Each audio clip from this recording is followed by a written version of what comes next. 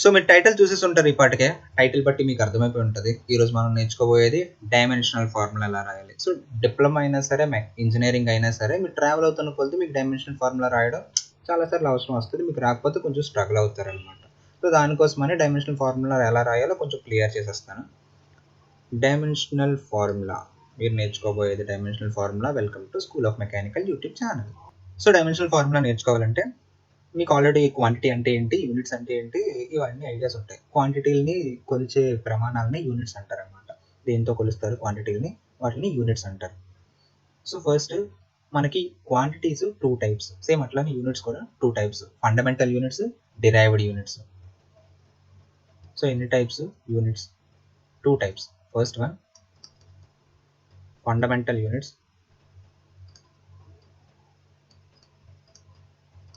Second the derived units. Fundamental units అంటే ఇవన్నీ basic units అనమాట.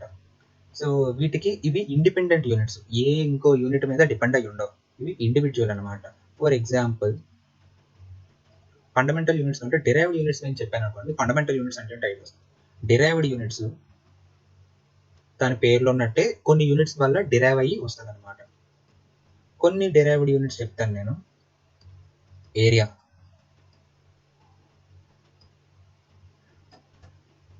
ఏరియా యొక్క యూనిట్స్ డిరైవ్డ్ యూనిట్సే. నెక్స్ట్ వాల్యూమ్, వాల్యూమ్ యొక్క యూనిట్స్ డిరైవ్డ్ యూనిట్సే. వెలాసిటీ,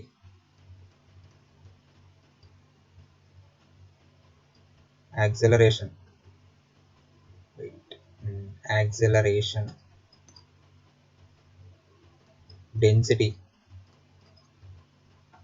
వీటి యూనిట్స్ ఏంటి? ఏరియా యొక్క యూనిట్స్ మీటర్ స్క్వేర్, ఇదేంటిది డిరైవ్డ్ యూనిట్. అంటే ఏంటో చూద్దాం. వాల్యూమ్ యొక్క యూనిట్స్ మీటర్ క్యూబ్, ఇదేంటిది డిరైవ్డ్ యూనిట్. వెలాసిటీ యొక్క units meter per second, derived units. Acceleration units meter per second square, ఇది డిరైవ్డ్ యూనిట్స్. డెన్సిటీ యొక్క units KG per metre cube, ఇవి డిరైవ్డ్ యూనిట్స్. డిరైవ్డ్ యూనిట్స్ అంటే area units ఏంటి? Metre square. దేని మీద depend అయ్యి ఉంది? 2 మీటర్ల మీద డిపెండ్ అయ్యి ఉంది. మీటర్ ఇంకొక మీటర్, ఈ రెండు మల్టిప్లై అయితే ఇది వచ్చింది. ఇది 3 మీటర్ల మీద డిపెండ్ అయ్యి ఉంది. Metre metre metre.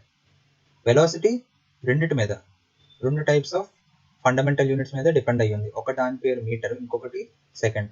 మీటర్ని సెకండ్ని డివైడ్ చేస్తే ఏమొచ్చింది? వెలాసిటీ యూనిట్స్ వచ్చాయి. యాక్సిలరేషన్ ఎలా వచ్చింది? Acceleration metre per second square, అంటే మీటర్ మీద డిపెండ్ అయ్యి ఉంది, సెకండ్ మీద డిపెండ్ అయ్యి ఉంది. వెలాసిటీ, వెలాసిటీ యొక్క యూనిట్స్ ఏంటి? KG per metre cube. So ఇవన్నీ ఏంటి? డిపెండెంట్ అన్నమాట. అదే మీకు ఇప్పుడు ఫండమెంటల్ యూనిట్స్లోకి వస్తే, మెకానికల్లో మీరు ఫ్రీక్వెంట్గా యూజ్ చేసే ఫండమెంటల్ యూనిట్స్ కొన్ని నేను చెప్తాను. మొత్తం టోటల్ 7 ఉంటాయి. అందులో మీరు 4 ఫ్రీక్వెంట్గా యూజ్ చేస్తూ ఉంటారు. First one length. లెంగ్త్ యొక్క యూనిట్ ఏంటి? Fundamental unit. మాస్, మాస్ యొక్క యూనిట్ ఏంటి? Fundamental unit. టైం, నెక్స్ట్ది టెంపరేచర్. ఇవన్నీ ఏంటి? Fundamental physical quantities. వీటి యూనిట్స్ ఏంటి? Fundamental units. లెంగ్త్ యొక్క యూనిట్ ఏంటి? మీటర్. మాస్ యొక్క యూనిట్ కేజీ. టైం యొక్క యూనిట్ సెకండ్. టెంపరేచర్ యొక్క unit degree centigrade or kelvin, degree centigrade. So length, length యొక్క యూనిట్ ఏంటి? మీటర్. మీటర్ దేని మీద డిపెండ్? ఇండిపెండెంట్. సింపుల్గా ఒక మీటర్తో దాని యూనిట్ స్పెసిఫై అయిపోయింది. ఇది ఫండమెంటల్ యూనిట్. మాస్ కూడా అంతే, కేజీ, సింపుల్గా కేజీ. టైం సెకండ్, ఇంక దేని మీద డిపెండ్ అయ్యలేదు. టెంపరేచర్ కూడా డిగ్రీ సెంటిగ్రేడ్, ఇంక దేని మీద డిపెండ్ అయ్యలేదు. సో ఇండిపెండెంట్గా ఉండే యూనిట్స్ ఏంటి? Fundamental units. ఈ ఇండిపెండెంట్ యూనిట్స్ మీద డిపెండ్ అయ్యి ఉండేవి ఏంటి? Derived units. అవి area, volume, velocity, acceleration, density, viscosity, మిగతా ఇవన్నీ ఏంటి? డిరైవ్డ్ యూనిట్స్ అనమాట. ఫండమెంటల్ ఫిజికల్ యూనిట్స్ మాత్రం మీకు 7 ఉంటాయి. Length, mass, time, temperature, something ఏ ఉంటాయి. సో మీకైతే యూజ్ అయ్యేవి ఈ 4 యూజ్ అవుతాయి fundamental units. First dimensional formula ఎలా రాస్తారు? డైమెన్షనల్ ఫార్ములా రాసేటప్పుడు మీరు చూసినట్టయితే ఈ బ్రాకెట్లోన 3 టర్మ్స్ ఉంటాయి. ఎం, ఎల్, టి అని. ఇందులో ఎం మాస్ని ఇండికేట్ చేస్తుంది,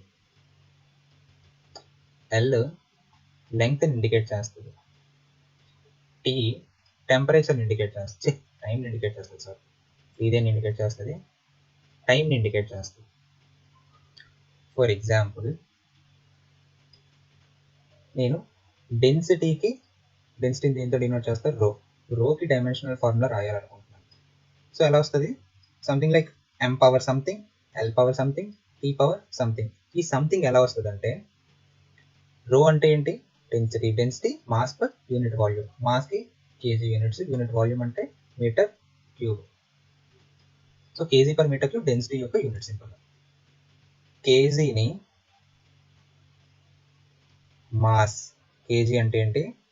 it is the mass. Meter cube అంటే some length into length. So mass m divided by l cube, l into l cube. So ఇప్పుడు మీరు దీన్ని ఏమని రాసుకోవచ్చు? m పవర్ 1 ఉంది ఇక్కడ, సో ఇక్కడ m పవర్ 1, l పవర్ 3 అంటే డివిజన్లో ఉంది, సో అది న్యూమినేటర్లోకి వస్తే పవర్ -3 అవుతుంది. టీ ఇక్కడ టెంపరేచర్ టర్మ్స్ ఏమైనా ఉన్నాయి, సారీ టైం టర్మ్స్ ఏమైనా ఉన్నాయా? సెకండ్స్ లేవు, మినిట్స్ లేవు, అవర్స్ లేవు, ఏం లేవు కాబట్టి సో ఈ టైం పవర్ మీద 0. సో ఈ విధంగా ఏంటి డైమెన్షనల్ ఫార్ములా రాస్తారు. ఫర్ ఎగ్జాంపుల్ నాకు ఏరియాకి రాయాలని ఉంది అనుకోండి. ఏరియా అంటే length into breadth or breadth into with something ఏదో ఒకటి, రెండు డిస్టెన్స్ అన్ని మీరు మల్టిప్లై చేస్తే ఏమొస్తుంది? ఏరియా వస్తుంది. లెంగ్త్ యొక్క యూనిట్ మీటర్, బ్రెత్ యొక్క యూనిట్ మీటర్. సో మీటర్ అంటే ఇట్ ఈస్ అ లెంగ్త్, ఇంకో మీటర్ అన్న ఇది కూడా length. So L into L ఏంటి? L square. సో దీని డైమెన్షనల్ ఫార్ములా ఏమవుతుంది? మన డైమెన్షనల్ ఫార్ములా MLT ఫామ్లో ఉంటుంది. పవర్ సంథింగ్ ఉంటాయి. m పవర్ ఇక్కడ m టర్మ్స్ లేదు, m అంటే ఇక్కడ మాస్. మీరు డైమెన్షన్ ఫార్ములాలో రాసే m అంటే ఏంటి? మాస్, మీటర్స్ కాదు. సో m అంటే మాస్ కదా, మాస్కి రిలేటెడ్గా ఏరియాలో ఏ టర్మ్స్ లేవు, అంటే కేజీలు ఏమీ లేవు, కేజీలు కానీ గ్రామ్స్ కానీ ఏమీ లేవు. So m power 0. l terms ఏమున్నాయి? 2 ఉన్నాయి, ఒకటి లెంగ్త్ ఉంది, ఇంకొకటి బ్రెడ్త్ ఉంది. l into l square, so l to the power of 2. T అంటే టైంకి యూనిట్స్ ఏంటి? సెకండ్స్ ఏమైనా ఉన్నాయి ఏరియాలో? ఏమీ లేవు, సో పవర్ 0. సో సింపుల్గా నేను దీన్ని ఏమని రాసుకోవచ్చు? l పవర్ 2 1 రాసుకోవచ్చు. అలాగే m పవర్ 0 1, t పవర్ 0 1 కాబట్టి. Next volume.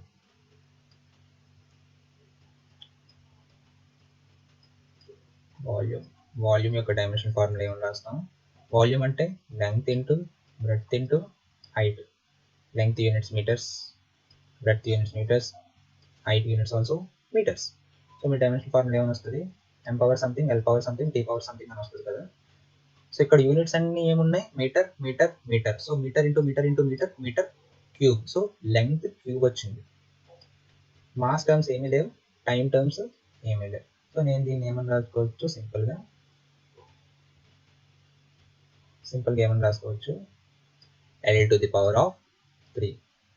సో ఇప్పుడు విస్కోసిటీ చూద్దాం. విస్కోసిటీ, డెన్సిటీ, వాల్యూమ్ అయితే వెలాసిటీ అంటే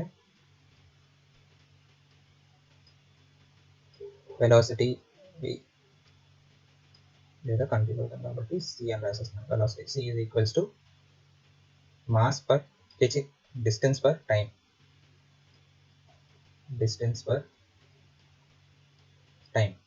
distance units meters, time units seconds. So ఒక లెంగ్త్ ఉంది, ఒక టైం ఉంది. సో దీన్ని ఏమని రాసుకోవచ్చు? m power something, l power something, t power something వస్తుంది. m పవర్ ఏమీ లేవు, so m terms mass terms ఏమీ లేవు మీటర్ పర్ సెకండ్లో. లెంగ్త్ టర్మ్ ఒకటి ఉంది, మీటర్స్ డిస్టెన్స్ ఒకటి ఉంది కాబట్టి power 1. Temperature term, time term కూడా ఉంది. టైం ఏముంది? /2, డివిజన్లో ఉంది. సో పర్ సెకండ్ కాబట్టి -1. Next velocity, acceleration A. Acceleration అంటే వెలాసిటీ పర్ యూనిట్ టైం, అంటే metre per second square. So ఏమని రాయొచ్చు? m అంటే ఇక్కడ దేన్ని ఇండికేట్ చేస్తుంది? మాస్ని కాదు, లెంగ్త్ని ఇండికేట్ చేస్తుంది. s స్క్వేర్ అంటే ఇది దేన్ని ఇండికేట్ చేస్తుంది? టైంని ఇండికేట్ చేస్తుంది. So m power 0 L power 1 T power minus 2. దీన్ని సింపుల్గా నేను ఏమని రాసుకోవచ్చు, ఎల్ టీ పవర్ మైనస్ 2 అని రాసుకోవచ్చు. నెక్స్ట్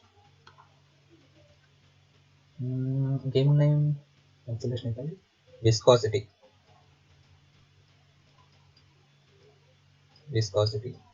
విస్కాసిటీ ఏమని రాసుకోవచ్చు, విస్కాసిటీ యూనిట్స్ ఏంటి, newton second per metre square.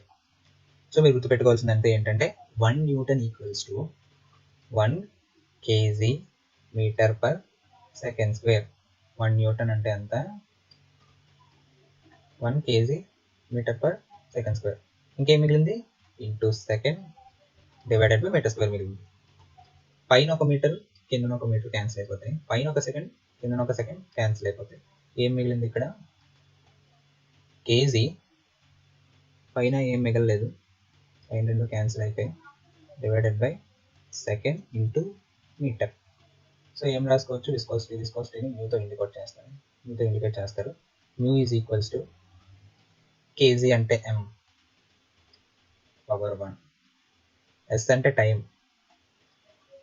So time power minus 1. డివిజన్లో ఉంది, సో న్యూమరేటర్లోకి వెళ్తే ఏమవుతుంది, పవర్ -1 వస్తుంది. మీటర్స్ అంటే ఏంటిది, లెంగ్త్ని ఇండికేట్ చేస్తుంది. లెంగ్త్ కూడా ఇందులో ఉంది, డినామినేటర్ ఉంది. డినామినేటర్లోకి వెళ్తే పవర్ -1 వస్తుంది విస్కాసిటీ. సో ఇలా రాయొచ్చు అనమాట. డైమెన్షనల్ ఫార్ములా ఎలా రాస్తారు, ఫస్ట్ మీకు తెలియాల్సినంత ఏంటి, ఫండమెంటల్ యూనిట్స్, డిరైవ్డ్ యూనిట్స్ తెలియాలి. ఫండమెంటల్ యూనిట్స్ 7 ఉంటాయి. Length, mass, time, temperature, units, intensity, something ఏమి ఉంటాయి. సో అందులో మీరు యూజ్ చేసే మెకానికల్ క్యాండిడేట్స్ యూజ్ చేసేవి మాత్రం ఫ్రీక్వెంట్గా అయితే ఈ 4 యూజ్ చేస్తారు. లెంగ్త్ ఒకటి, మాస్ ఒకటి, టైం ఒకటి, టెంపరేచర్ ఒకటి. సో ఈ 4 యూజ్ చేస్తారనమాట. మీరు ఏ డిరైవ్డ్ క్వాంటిటీకి అయితే డైమెన్షనల్ ఫార్ములా రాయాలనుకుంటున్నారో ఆ డిరైవ్డ్ క్వాంటిటీ యొక్క డిరైవ్డ్ యూనిట్స్ తెలియాలి మీకు. ఫర్ ఎగ్జాంపుల్ ఇప్పుడు విస్కాసిటీ ఉంది, విస్కాసిటీ యొక్క డిరైవ్డ్ క్వాంటిటీ, దాని డిరైవ్డ్ యూనిట్స్ తెలియాలి. ఏంటవి, newton second per metre square. దాని నుండి మీరు డైమెన్షన్ ఫార్ములా రాయొచ్చు, ఎంఎల్టీ. ఈ ఫార్ములా రాస్తారు. ఈ ఫార్ములా రాసేదాన్ని ఏమంటారు, డైమెన్షనల్ ఫార్ములా అంటారు. సో ఈ వీడియో మీకు యూజ్ అయిందని నేను అనుకుంటున్నాను. ఒకవేళ యూజ్ అయితే లైక్ చేయండి, షేర్ చేయండి, సబ్స్క్రైబ్ చేయండి. Thank you so much. Next వీడియోలో కలుద్దాం.